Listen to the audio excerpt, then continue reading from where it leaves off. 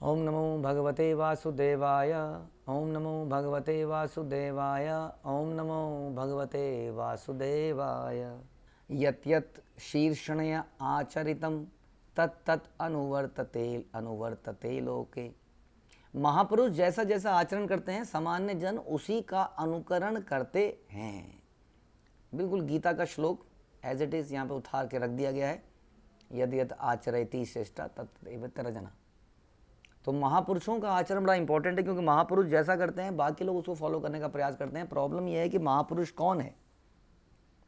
महापुरुष का मतलब आज की डेट में है जो फेमस है वो महापुरुष है। पुरुष नहीं है, वो महापुरुष है। फेमस है क्योंकि वो ड्यू टू बहुत सारा पैसा है उसके पास, बहुत सारी पहचान है, जान पहचान है, बहुत शक्ति है, पॉलिटिकल पावर है।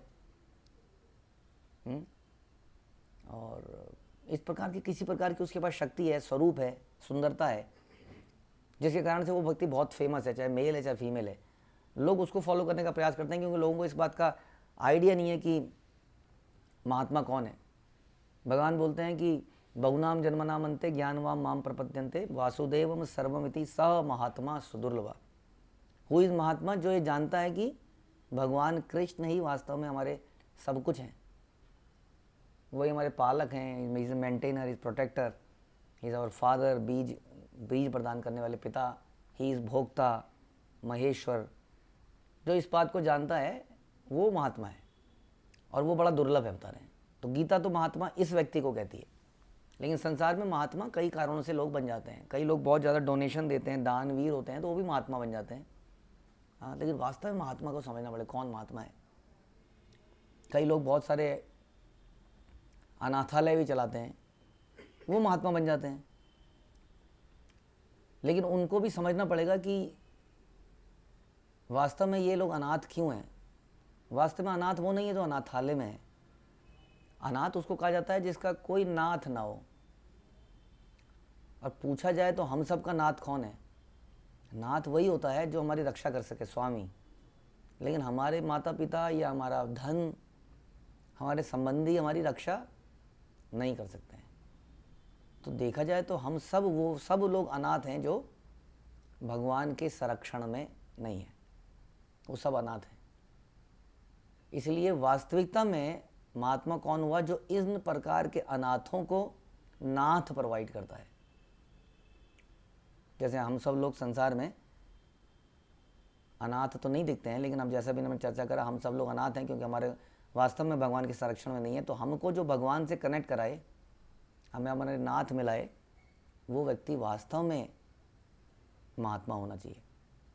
तो इस प्रकार से महात्मा की डेफिनेशन बड़ी ख़राब कर दी गई है। इसलिए प्रभुपाद अक्सर कहते थे कि रबड़ स्टैंप लगाने से कोई महात्मा नहीं बनता। रबड़ स्टैंप का मतलब किसी व्यक्ति को चयन द्वारा, लोक चयन द्वारा, किसी कोई ऑर्गेनाइजेशन बोलती है कि okay this is a saint और शी इज अ सेंट। तो सेंट बनना चाहिए भगवत गीता की डेफिनेशन के अनुसार। वासुदेवम सर्वमिति स महात्मा सुदुर्लभ। That person is a saint. अब वो व्यक्ति जो करता है उसका आचरण करना चाहिए।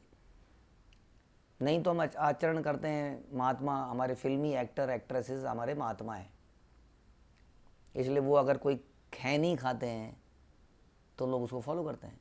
वो सिगरेट पीते हैं तो लोग उसको फॉलो करते हैं। वो शराब पीते हैं तो लोग उसको फॉलो करते हैं।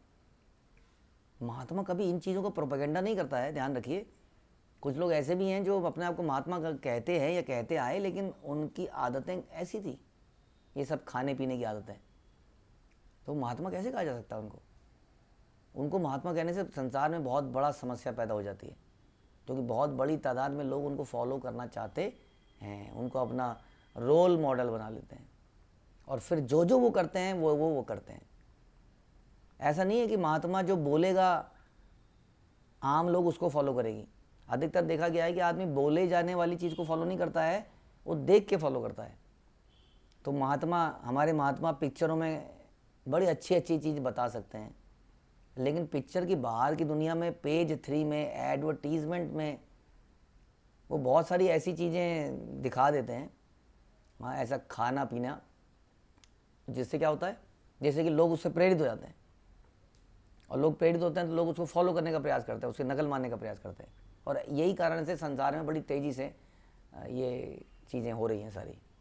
इसलिए समझना पड़ेगा कि महापुरुष जैसा आचरण करता है तो पहले तो ये समझना पड़ेगा हु इज़ महापुरुष, और फिर उसके आचरण को फॉलो करना पड़ेगा। जैसे हम देखते हैं श्रील प्रभुपाद ने पूरी दुनिया में बिल्कुल गए गुजरे लोगों को भी शुद्ध बना दिया, भगवान पर टोटली डिपेंड करके। ही इज़ अ महापुरुष। उनको फॉलो करना, उनका आचरण क्या था, वो जीवन में करते क्या थे, पूरे दिन में क्या करते थे, उनकी जीवनी को पढ़ना चाहिए। हाँ, आजकल कोई भी फेमस आदमी रिटायरमेंट के बाद अपने ऊपर एक किताब लिखता है और बड़ी फेमस हो जाती है। देखिए, कोई भी फिल्मी एक्टर या स्पोर्ट्समैन, बिजनेसमैन अगर अपने पर किताब लिख दे, वो किताब चलनी है, क्योंकि लोग बनना चाहते हैं। जबकि हमें किताब पढ़नी चाहिए ऐसे महापुरुषों की जो गीता के हिसाब से महापुरुष हैं। इसलिए श्रील प्रभुपाद, लीलामृत, हाँ, और बहुत सारे ऐसे ग्रंथ हैं, इनकी जीवनी को पढ़ना चाहिए। हाँ, क्योंकि यहाँ बताया महापुरुष जैसा आचरण करता है, सामान्य जन उसी का अनुकरण करते हैं। और ये हम सीख रहे हैं ऋषभ देव के एग्जाम्पल से कि ऋषभ देव भी महापुरुष हैं। राजा इज़ अ महापुरुष, क्योंकि राजा को लोग फॉलो करते हैं। और एवरी पर्सन जो कि किसी को इन्फ्लुएंस कर सकता है, इन्फ्लुएंसिंग पावर रखता है, उसको अपने आचरण को मॉनिटर करना चाहिए, क्योंकि लोग उसके आचरण को देख रहे हैं। ये बड़ा इंपॉर्टेंट है, ये जिम्मेदारी है उसके ऊपर। और हमारे आचरण को देखकर अगर हमारी संतान या हमारे शिष्यगण, स्टूडेंट्स या देश की प्रजा फॉलो करती है हमें इनडायरेक्टली डायरेक्टली हमारे बिना कहने पर भी, तो उसका पाप का भागीदारी हमें भी बनना पड़ेगा, ऐसा शास्त्र कहते हैं। उनके पाप का एक हिस्सा हमें लगेगा। ध्यान रखिए, ये बहुत भयंकर चीज़ है वास्तव में, क्योंकि हमारे पास इन्फ्लुएंशियल पावर है। किसी के पास अगर इन्फ्लुएंशियल पावर होती है, प्रभावित करने की शक्ति, तो वो भी भगवान द्वारा दी जाती है। लेकिन भगवान द्वारा क्यों दी जाती है, वो समझने की आवश्यकता है। हाँ, आज की डेट में एक पिता जब छुपके से कभी शराब पी रहा होता है, सिगरेट पी रहा होता है, बच्चे के सामने छुपा देता है, तो ज़्यादा दिन तक छुपता नहीं है। वो बच्चे के अंदर क्यूरोसिटी पैदा होती है, क्योंकि उसके लिए उसके पिताजी सुपरमैन है। वो लाइक करता है अपने पिताजी को बचपन में, और माँ, बच्ची अपनी माँ को। इसलिए माँ जब मेकअप करती है तो बच्चियाँ देखिए अपने आप सीख जाती हैं मेकअप करना, और उनके अंदर बचपन से ही आदत आ जाती है मेकअप करने की, क्योंकि they want to follow the mother and the father. इसलिए as a mother and as a father बहुत बड़ी जिम्मेदारी है हमारे ऊपर। अब देश के शिक्षक देखिए, अब हम लोग कहते हैं कि आप शिक्षा संस्थानों में अच्छी अच्छी चीज़ें पढ़ा रहे हैं, सभ्यता, शालीनता, आप कह रहे हैं नारी का सम्मान करो, आप कह रहे हैं बेटी बचाओ वगैरह वगैरह। लेकिन क्वेश्चन ये है कि वो आदमी का अपना आचरण क्या है। वो शाम को जाके मोबाइल में किस तरह की मूवीज़ देखता है, क्या वो शराब पीता है, क्या वो सिगरेट पीता है। तो ऐसा व्यक्ति क्या शिक्षक बनने के लायक है, ये क्वेश्चन है। बट क्या ऐसी कोई मापदंड है, आपने बीएड करा लिया, आपने नेट का एग्ज़ाम क्लियर करवा लिया, बट उसमें कोई ऐसा मापदंड है कि ये लोग शिक्षक बनने वाले हैं, इनको पहले अपने आचरण को प्रूव करना पड़ेगा कहीं पर? ऐसा तो कहीं नहीं दिखता। हमारी सरकार ने ऐसा कोई प्रोविज़न नहीं बनाया है। बस सब टेक्निकल ज्ञान के आधार पर आप शिक्षक बन सकते हैं। शिक्षक केवल शिक्षा नहीं देता, ध्यान रखिए। शिक्षक एक टेक्निकल नॉलेज ज़रूर देता है, लेकिन उस टेक्निकल नॉलेज देते देते बच्चा उसका फ़ैन हो जाता है, क्योंकि वो बच्चे की कई सारी प्रॉब्लम्स को सॉल्व करता है, और इसलिए वो उसी के ख्यालातों से इन्फ्लुएंस्ड हो जाता है। ऐसे बहुत सारे शिक्षक हैं, हमारे बच्चे बताते हैं, कई स्कूल्स में, कॉलेज में, जो एथीस्ट है आज के डेट में। वो खुलेआम से अपनी मनगढ़ंत टिप्पणियों को क्लास में पढ़ाते पढ़ाते बताते हैं और बच्चों को इन्फ्लुएंस कर देते हैं। इसलिए वास्तव में कृष्ण भावनामृत हम सब लोगों को शिक्षक बनना चाहिए। इसलिए चैतन्य महाप्रभु कहते हैं कि हमारा आज्ञा गुरु है तारा ही देश, कि एवरीबडी शुड बिकम अ शिक्षक। गुरु शब्द को इतना ज़्यादा पॉलिटिकल इशू मत बनाइए। एवरीबडी शुड बी शिक्षक। शिक्षक तो बन सकते हैं, हाँ, सबको शिक्षा दीजिए। कहो कृष्ण, बोलो कृष्ण। हाँ, कहते हैं कहो कृष्ण शिक्षा। कृष्ण की शिक्षा सबको देनी है, सबको शिक्षक बनना है, और उसके पहले हमें अपने आचरण को एग्जॉल्टेड बनाना पड़ेगा। ये मत सोचिए कि लोग हमारी बातों को सुनेंगे। लोग हमारे आचरण को देखेंगे और तब हमारी बात को सुनेंगे, और ज़्यादा वो हमारे आचरण से सीखेंगे। तो ये इंपॉर्टेंट है। इसलिए एक राजा की भी बड़ी जिम्मेदारी होती है, जो कि यहाँ पर देखने से मिल रही है। यहाँ बता रहे हैं कि यदि कोई दुखों से समझौता भी कर ले तो भी वो दुखों से बच नहीं सकता इस संसार में। उसे इस शरीर का परित्याग करके दूसरा शरीर धारण करना ही होता है। शरीर प्राप्त करते ही मनुष्य देह भृत अथवा देही हो जाती है, अर्थात उसे समस्त भौतिक परिस्थितियों का सामना करना पड़ता है। समाज के उन नायकों से को ऐसा आदर्श प्रस्तुत करना चाहिए जिससे उनका अनुकरण करके कोई भी मनुष्य संसार के बंधन से छूट सके। यानी कि ये मुख्य चीज़ है कि आप चाहे फिजिक्स पढ़ाओ, चाहे केमिस्ट्री पढ़ाइए, चाहे मैथमेटिक्स पढ़ाइए, लेकिन आप इस बात को ज़रूर हर किसी के अंदर डालिए कि what is the purpose of human life, और हमें करना क्या है। तब आप वास्तविक शिक्षक बनेंगे, नहीं तो आप भक्षक बन जाएंगे।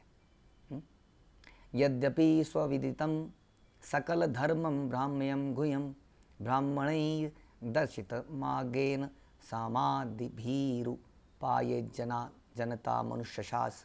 यद्यपि भगवान ऋषभदेव समस्त गुह्य वैदिक ज्ञान में परिचित थे, ही वॉज कृष्णा हिमसेल्फ, वेदेश सर्वेर अहम एव वेद्य, I am the knower of the Veda, I am the creator of the Vedas.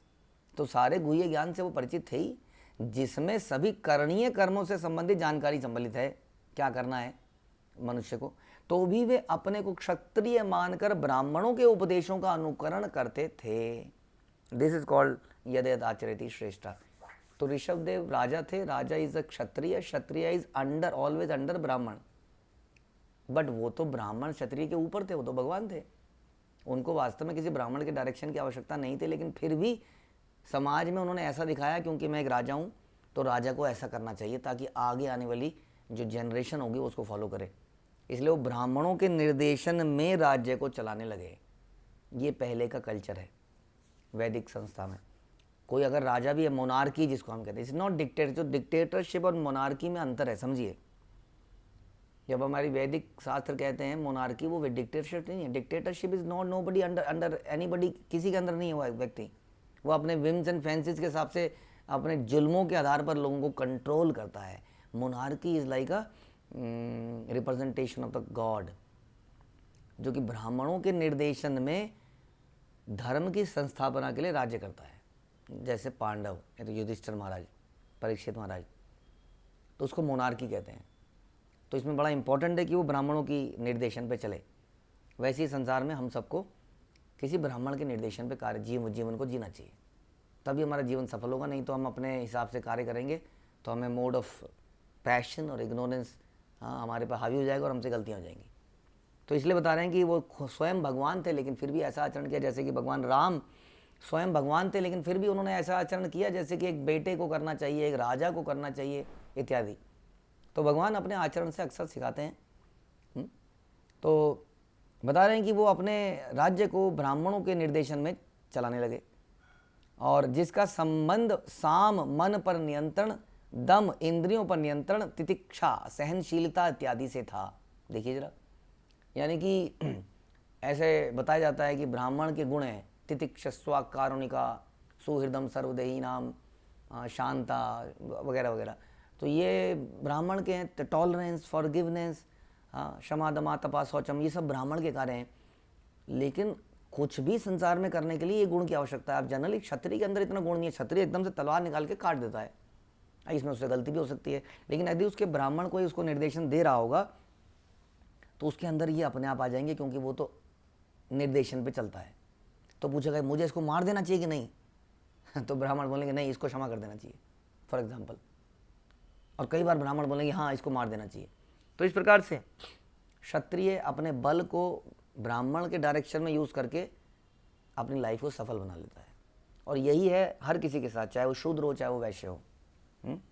तो इस प्रकार से उसके अंदर ये गुण आ जाते हैं जो क्षत्रिय के अंदर कभी होते ही नहीं है। इस प्रकार उन्होंने वर्णाश्रम धर्म पद्धति से जनता पर शासन किया। ये है वर्णाश्रम धर्म पद्धति। इसके अनुसार ब्राह्मण क्षत्रियों को शिक्षा देता है और क्षत्रिय वैश्यों तथा शूद्रों के माध्यम से राज्य चलाता है। क्षत्रियों का काम है कि वो टैक्स लगाए, मेनली वैश्यों के ऊपर, और शूद्र जो हैं वो नौकरी करेंगे। क्षत्रिय बिजनेस करेंगे, गौ रक्षा, कृषि, और उन पर टैक्स लगाया जाएगा ताकि सरकार के काम चल सकें। क्षत्रिय खुद डायरेक्टली काम कमाएगा नहीं, वो केवल राज्य को चलाएगा। उसका कार्य राज्य को चलाए और कर वसूल करे ताकि राज्य चल सके। यानी कि मेनली जो अर्निंग पर्सन है वो है वैश्य। तो वैश्यों को चाहिए कि वो अपना धन धर्म के काम में दान दें। वैश्य का मतलब नहीं है कि आप अपना बिजनेस चलाएं और अपने घर की तिजोरियां भरें। ये समाज का सिस्टम था कि वैश्यों का काम है अपना धन दे, क्षत्रियों का काम है वो देश की रक्षा करे, धर्म की स्थापना करे। शूद्रों का काम है इन सब की सेवा करे और ब्राह्मणों का काम है इन सबको शिक्षा दे ताकि ये सब गॉड कॉन्शियस बने, कृष्ण कॉन्शियस बने। इसको कहते हैं वैदिक वर्णाश्रम सिस्टम। इसके हिसाब से ऋषभ देव ने राज्य चलाया। इतना आसान नहीं है, इसलिए कहते हैं ये दिस इज मोनार्की। यद्यपि ऋषभ देव समस्त वैदिक उपदेशों को भली भांति जानते थे, लेकिन व्यवस्था बनाए रखने के लिए उन्होंने ब्राह्मणों के उपदेश का पालन किया। ब्राह्मण शास्त्रों के अनुसार उपदेश देते हैं और अन्य समस्त जातियां उसका पालन करती हैं। तो ब्रह्म शब्द का मतलब यह है समस्त कार्यों को पूर्ण। अब ब्राह्मण का मतलब बड़ा इंपॉर्टेंट है, जो ब्रह्म में रमण करता हो। ब्राह्मण का मतलब चोटीधारी या तिलकधारी या वाइट कपड़ों वाला या सरनेम के आधार पर ब्राह्मण नहीं है। जो ब्राह्मण, जो अभी हमने गुण बताए थे, जो इसके अंदर वो ब्राह्मण के गुण हो, हाँ, क्षमा तपा दपा दमन शौचम, या जो हम कहते हैं ब्राह्मण का मुख्य कार्य है कि वो यज्ञ करे और यज्ञ करवाए। यज्ञ का मतलब होता है भगवान की प्रसन्नता के लिए कार्य करना, दान दे और दान दूसरों से कराए, या कहिए और इससे ऊपर जाके जो ज्ञान को संसार में बांटे। ये ज्ञान ध्यान लीजिए, ध्यान से समझ लीजिए, एवरी टीचर इज नॉट ब्राह्मण। ब्राह्मण मतलब जो ब्रह्म का ज्ञान दे, जो भगवान का ज्ञान दे और लोगों को गॉड कॉन्शियस बनाए, लोगों को बताए कि जीवन जीना कैसे है, वो वास्तव में ब्राह्मण है। ये बात कर रहे हैं हम। तो ब्राह्मणों के रूप में शिक्षा प्राप्त मनुष्यों को समस्त वैदिक साहित्य का ज्ञान होना चाहिए और इस ज्ञान का लाभ जन साधारण को मिलना चाहिए। अब जन साधारण के अंदर इतनी समझ नहीं होती है कि वो शास्त्रों को पढ़ के समझ लें, तो कोई चाहिए उनको जो उनको थोड़ा गाइड करे, इसका मतलब ये है, इसका मतलब ये नहीं, तो हम अलग ही मतलब निकाल लेते हैं उसके। और ये ज्ञान गुरु परंपरा से आता है, ध्यान रखिए। तो ये है जनता। जनता का कर्तव्य है कि पूर्ण ब्राह्मण का अनुगमन करे, उसको फॉलो करे। इस प्रकार कोई भी मन तथा इंद्रियों को वश में करना सीख सकता है और धीरे धीरे आध्यात्मिक सिद्धि प्राप्त कर सकता है। कोई भी सिद्धि प्राप्त कर सकता है। ऐसा नहीं कि शूद्र को, ऐसा नहीं कि शूद्र they have to be condemned. नहीं, शूद्रों को भी वही गति प्राप्त हो सकती है जो एक क्षत्रिय को हो सकती है, ब्राह्मण, अगर वो ब्राह्मण की बात को माने तो ऐसा नहीं है कि आप सबको वैश्य बनना है, सबको क्षत्रिय बनना है, शूद्र किसी को नहीं बनना है। कुछ भी बनिए, लेकिन ब्राह्मण का अनुगमन कीजिए, तो उससे हर किसी को वो सिद्धि प्राप्त हो सकती है। हरे कृष्ण। श्रील प्रभुपाद की जय। ग्रंथराज श्रीमद् भागवतम की जय।